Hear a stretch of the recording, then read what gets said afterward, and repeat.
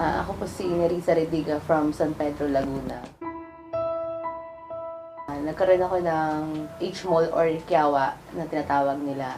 Nag-start kasi yon December na nag-stop yung menstruation ko, nag-PT ako, then nag-result ng positive sa pregnancy test.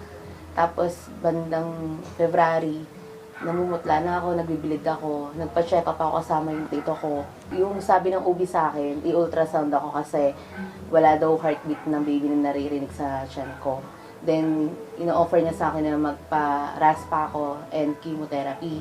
Tapos, hindi ko siya ginawa kasi yung time na yon nag-aaral ako. After a month, nagpa-consult ulit ako sa PGH naman.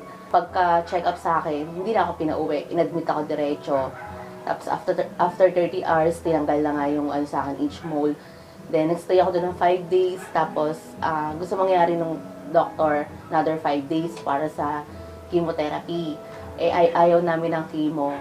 Tapos after 2 months, inintroduce sa akin ng tito ko yung magnetic napkin, yung sa long reach. Tinake ko siya ng 2 weeks. After nun, may lumabas na buong dugo sa akin. Tapos nagdire-diretso yung bleed ko, para akong inaagasan. Pero wala akong nararamdaman na masakit sa akin or ano. After nun, nag-normal na yung menstruation ko. Hanggang sa naging regular na. Tapos ulit ako, nag-stop na naman yung menstruation ko. So nag-try ulit ako mag-PT, nag-positive siya ulit.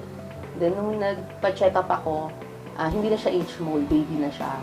Then yun nga, kapapanganak ko lang nitong July 14.